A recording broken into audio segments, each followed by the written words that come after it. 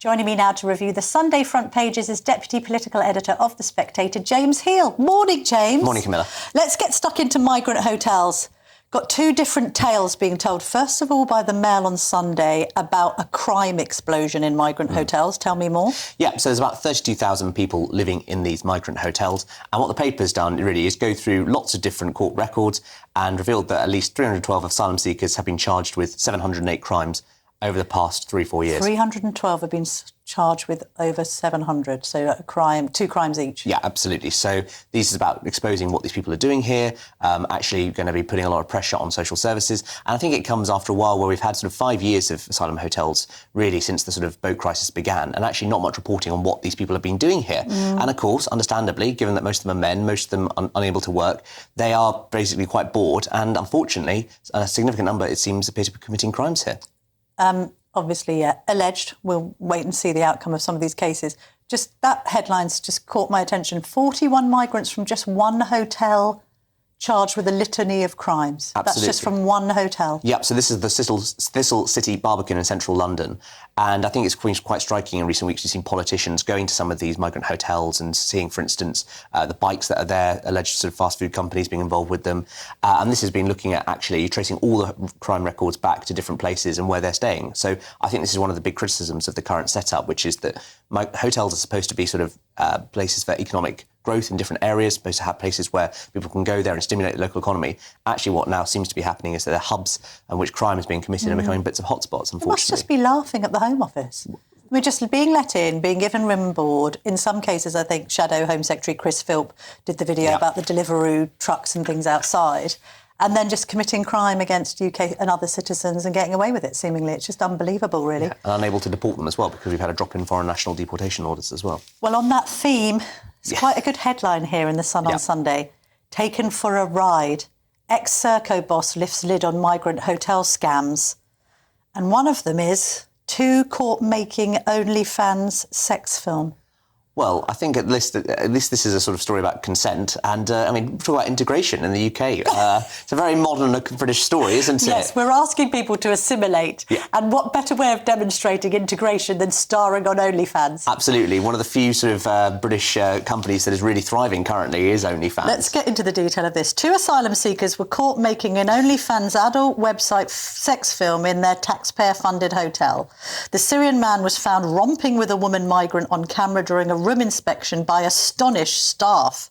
A former manager said, and I quote James, "The guy had the whole setup, a camera on a tripod at the end of the bed, sex toys everywhere. It was pretty obvious what was happening." Well, I suppose that's one way of becoming economically active as a migrant into the UK. Absolutely. Talk about smashing the gangs. I think... James, honestly, it's a Sunday morning. Sorry, forgive me. But yeah, I mean, crazy story. And again, we don't know what these people are doing here. And it's only when you get a room inspection that you see some of these kind of stories coming out. And I believe that, this is a former boss lifting the lid on what's been going on in these hotels, because they're so cut off from the rest of society that we don't actually know kind of the dynamics involved, what sort of habits they're getting up to. And I suspect that we're going to see much more of this over the summer as the boats are not stopped and we see more and more pressures on these hotels once again. But also, I mean, taken for a ride also is summed up in some of the other tales here. TikTok boasts of free bed and board. Sold off toiletries and a vacuum cleaner that had been taxpayer funded, so they're selling the stuff that they've been given. Jobs at kebab shop, car wash and barbers, not just Deliveroo. The Serco manager says many of the migrants I dealt with were flouting the system that was put in place to help those in need. Absolutely. More or less sums it up. This is why the kind of post-war conventions put in after the horrors of World War II are really coming under strain, because people are frankly taking advantage. Using the internet without a VPN, a virtual private network, is a bit like taking to the road without car insurance. All it takes is one unlucky moment to cost you a lot of cash. This video's sponsor is Private Internet Access. They are the VPN to help keep you safe. Click the link in the description below to find out why over 30 million people have downloaded PIA to protect themselves online. A virtual private network is an app that hides your IP address and helps keep your data private. When you're browsing the internet at home, you give up a large amount of data to businesses, to shops, and indeed to social media giants too.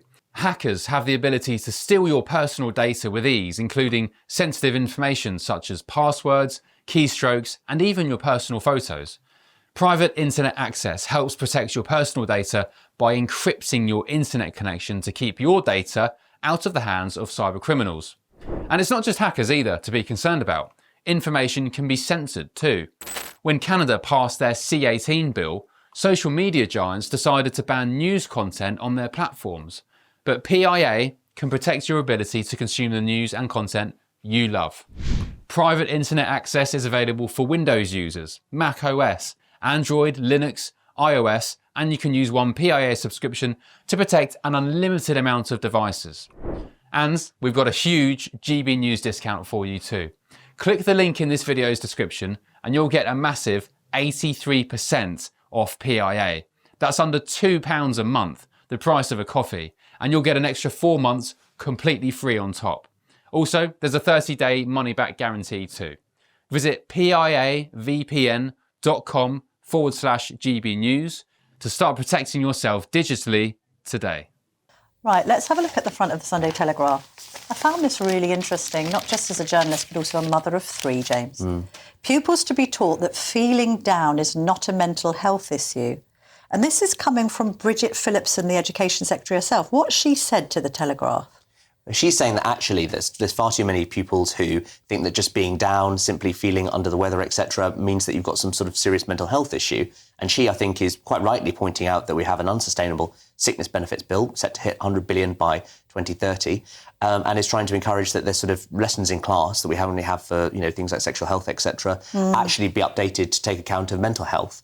Yeah. And make sure the fact that actually what your symptoms, feeling a bit gloomy, feeling a bit blue, doesn't mean you've got a serious condition like anxiety and depression, because we're so used to now putting scientific labels on things we considered normal 20 years ago. Just feeling down. Teachers have been told they must avoid encouraging pupils to self-diagnose normal feelings as problems such as anxiety and depression.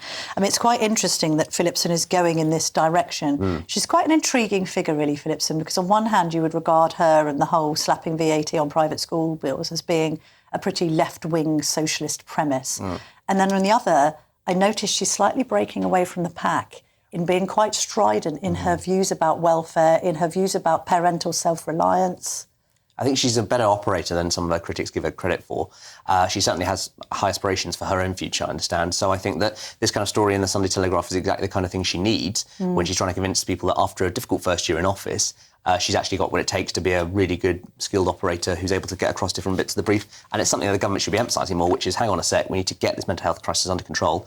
Otherwise, state spending will be out of control. Well, it's a good point as well to start it in schools, because if people go from school saying that they're missing days off school because they're, quote, anxious and depressed, then they end up not in employment and education. Absolutely, and they're getting their things targeted on Instagram and social media, for instance, telling you you've got anxiety, you've got ADHD. Actually, using this language is deeply unhelpful, throwing these kind of labels around. We should be very prescriptive about it and saying you don't need to self-medicate. Phillipson's doing well, so we can expect her to be reshuffled out at the next opportunity. Let's move on to Epstein, Jeffrey Epstein and his links to Trump.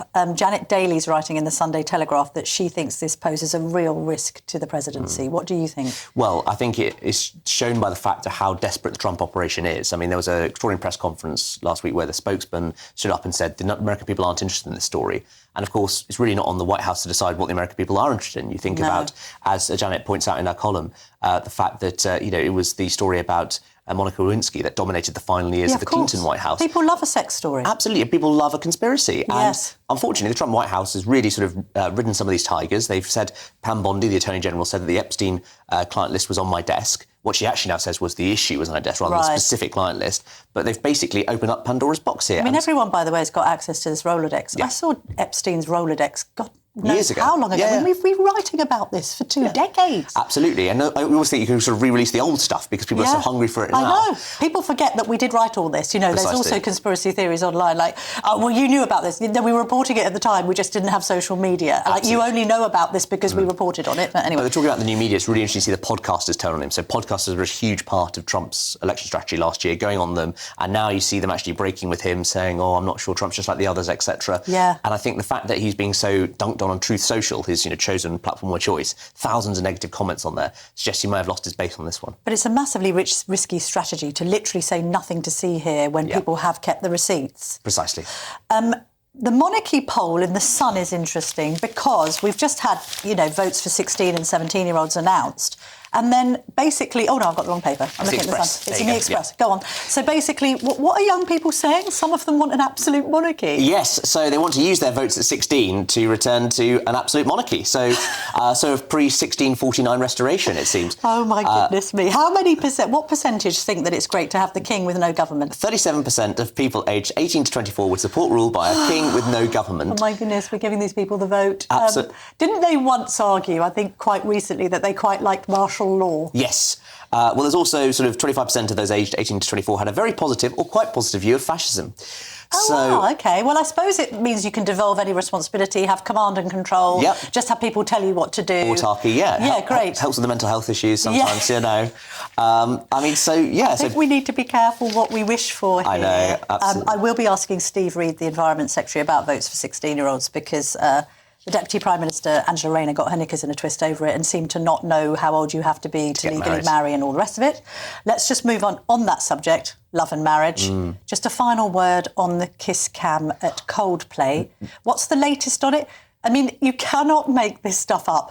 I don't know whether I agree with kiss cams at concerts, frankly. I know it's a big American thing, and I've been to basketball and all sorts where you could appear on a kiss cam. I've been at basketball with William and Kate where they appeared on a kiss cam. It's all very lovely, but what's now happened to the tech boss? The man who is Andy Byron, he's resigned from his $2.2 million a year job. Oh, shame. I know, sort of blown it. And, this company, which is worth £1 billion, has now put out a statement saying it was, we've got committed to the values and culture we've guided us since our founding. Right, yeah. Leaders expect to have conduct, etc. And then really it's sort of the Mail just sort of going through the past statements about the woman involved. And sort of, there's all these sort of past hints, perhaps, like you clearly buttered me up and charmed your way in, etc. Yes, and also there's some quotes about the boss. Apparently he was arrogant and everyone's just applauding his demise.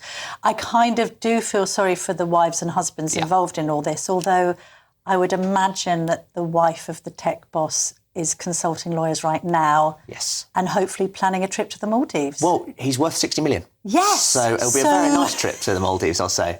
Good luck to her in her endeavours. And do you know what? I'm sure she'll be listening to Coldplay on the way there. I tell you, she will, mate. I'm trying to think very quickly of a funny song to reference. But yeah, let's be honest, I think he needs a parachute. Absolutely. Oh, very good. To rescue him from this marriage.